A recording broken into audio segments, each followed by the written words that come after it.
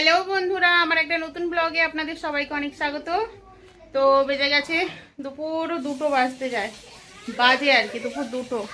ঘরে রান্না বান্না শুরু করব, কাজটা সব কমপ্লিট ঘরের। এখন রান্না হবে, দুপুরের রান্না। সকালবেলায় রুটি তরকারি হয়েছিল, রুটি তরকারি সব সকালে খেয়ে দিয়ে ঘরের কাজটা কমপ্লিট করলাম। এখন রান্না হবে, দুপুরের রান্নার জন্য প্রস্তুতি। রান্না আজকে হবে চিংড়ি মাছ করব। চিংড়ি মাছ করব, এটাই এক চিংড়ি আছে, এটাই চিংড়ি। আর হবে জ্যান্ত মাছের ঝোল করব। একটু দেখি, এটা আগে বের করি।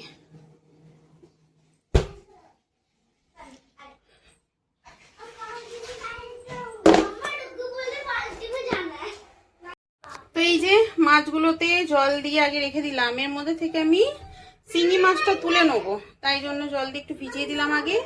এর মধ্যে আছে ল্যাটা মাছ আর তেলাপিয়া মাছ আছে 2 পিস, আর এই হলো চিংড়ি মাছ।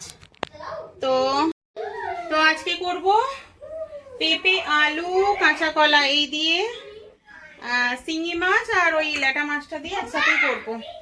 আর ওল দিয়ে আলু দিয়ে হবে চিংড়ি মাছ। এই যে চিংড়ি মাছ ওল আলু দিয়ে করব। আর করব শাক ভাজা। এই যে শাকটা বেছে রেখে দিয়েছি, এখন ধুয়ে কেটে নেবো।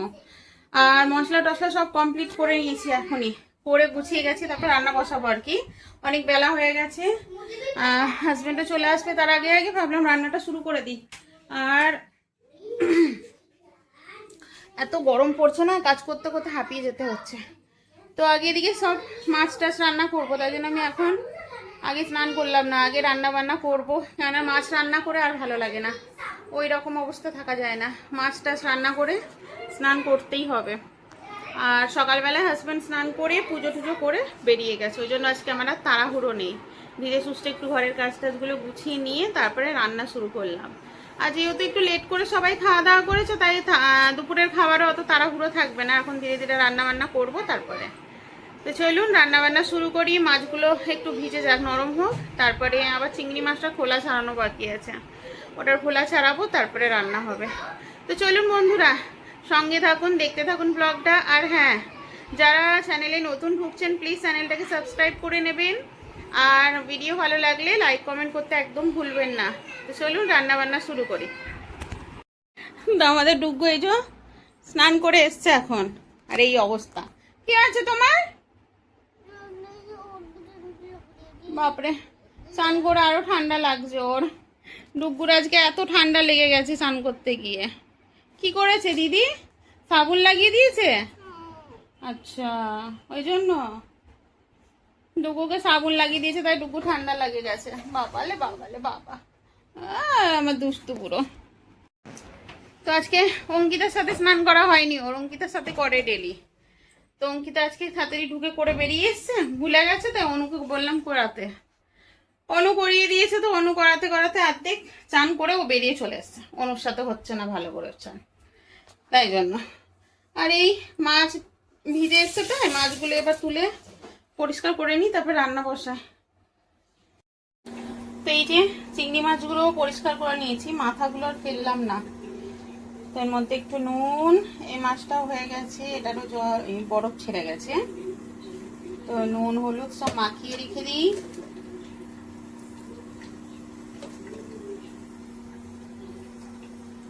এগুলো মাখিয়ে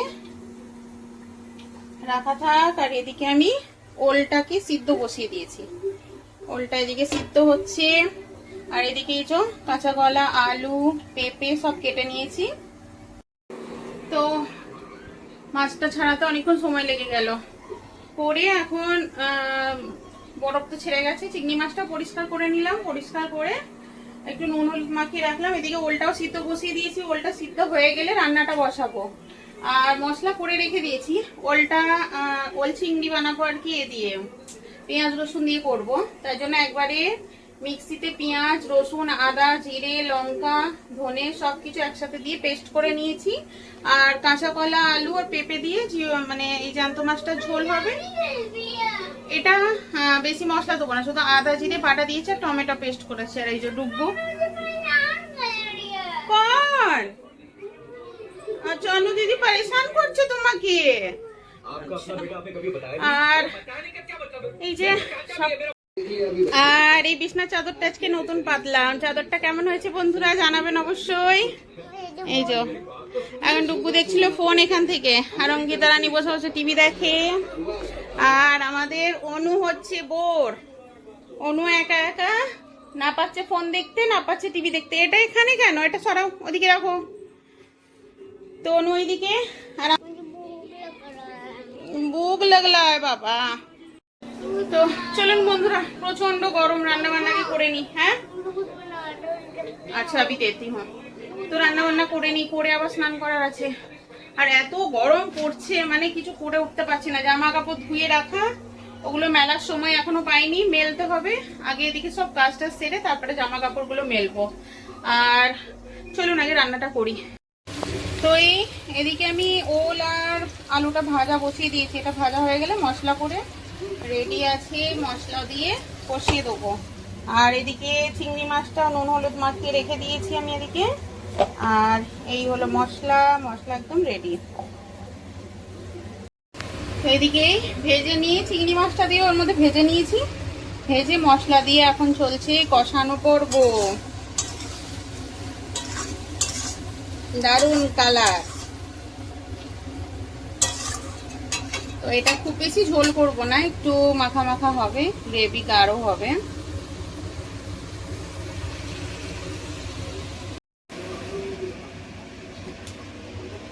তো চিংড়ি মাছ হচ্ছে যেহেতু, চিংড়ি মাছের গন্ধে একদম ঘর মোমো করছে চারিদিকে চিংড়ি মাছের গন্ধ। চিংড়ি মাছটা এমনই একটা মাছ, রান্না হলে সারাদিন মনে হয় ঘরের মধ্যে একটা গন্ধ থাকে। রান্না হলে বলতে চিংড়ি মাছ, ওই যে ছাড়ানো চিংড়ি মাছের একটা গন্ধ হয় খুব। তো খোলা জায়গায় না করলে ওই মনে হয় যে সারাদিন মনে হচ্ছে ঘরের মধ্যে গন্ধটা ঘুরঘুর করছে। তো এদিকে ওল চিংড়িটা হয়ে এসছে প্রায়, কষিয়ে জল দিয়ে একটুখানি ফুটিয়ে নিলেই হয়ে যায়। আর এটা করছি, আচ্ছা মাছের ঝোলটা করব আর শাক ভাজাটা করব। ভাত হয়ে গেছে, ভাত নামিয়ে দিয়েছি। আর অনেক টাইম হয়ে গেছে, আজকে 3টে বাজতে যায়। আমাদের ডুবো পরেশান হয়ে গেছে, 3টে বাজতে। এখন এদিকে করে আবার স্নান করা বাকি আছে।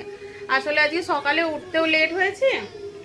এবার ওদের স্কুল চালু হয়ে যাবে, তো স্কুল চালু হওয়ার কারণে রাত্রি পর্যন্ত মনে হচ্ছে আর 2 দিন আছে, তো একটু রাত করে জেগে থাকি, চাই সকালে একটু লেট করে উঠবো। এই করতে করতে আজকে উঠতে 9টা বেজে গেছে। 9টার সময় উঠেছি, উঠে সকালে উঠে ঘরের বাসি কাজ যেটুকু ছিল সেটুকু করে টোরে নিজে একটু ফ্রেশ হয়ে, সকালে হাজব্যান্ড তো চাটা বানালো, চাটা বানিয়ে খাওয়া দাওয়া করে, চাটা খেয়ে আর কি সঙ্গে সঙ্গে লেগে পড়েছি রুটি তরকারি বানাতে। রুটি তরকারি বানালাম, রুটি তরকারি হলো, হাজব্যান্ড খেয়ে দিয়ে গেল, তারপর বাচ্চারা উঠলো, ওরা খেলো।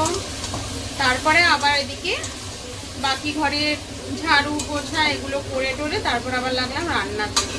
আর একা হাতে বুঝতেই তো পারেন, একা সংসারে একা সব কিছুই করতে লাগে। তো এদিকে করতে করতে অনেকটা লেট হয়ে যায় এক একদিন। আজকে একটুখানি ঘরদোর পরিষ্কারও করলাম। পরিষ্কার বলতে অম্বুবাচী চলাকালীন একটু আমাদের মানে এগুলো ঘরদোর পরিষ্কার সেরকমভাবে করে না। তো অম্বুবাচী যেহেতু আজকে ছেড়ে গেছে সকালবেলায়, তাই জন্য আজকে একটু ঘরটা পরিষ্কার করলাম, করে চাদর টাদর সব পাল্টালাম। মেয়েদের সব স্নান করা হয়ে গেছে, ওরাও শ্যাম্পু ট্যাম্পু করে সব স্নান করে নিয়েছে, আমি শুধু বাকি আছি। হাজব্যান্ডও সকালে স্নান করে চলে গেছে। আমি যেহেতু একবার চেঞ্জ করে নিই, তাই জন্য একটু লেট করে করি। আমি এদিকে কাজটা সেরে করে নিতাম, যেহেতু মাছ হচ্ছে তাই জন্য আজকে আরও লেট করছি। মাছ টাছ রান্না করে না, এইসব বাসন টাসন ধুয়ে পরিষ্কার করে তবে গিয়ে আমি স্নান করবো, তবে আমার শান্তি। আর যার ফলে আজকে দুবারের রান্না সব করে রেখে দিচ্ছি। আজকে একেবারে দুপুরের আর রাত্রিরের রান্নাটা করে নিচ্ছি, করে টোরে রাখা থাকবে। দেখুন কি কালার এসছে, ও কালারটা দারুণ এসছে, একদম কষা কষা মনে হচ্ছে। আমি রাখি,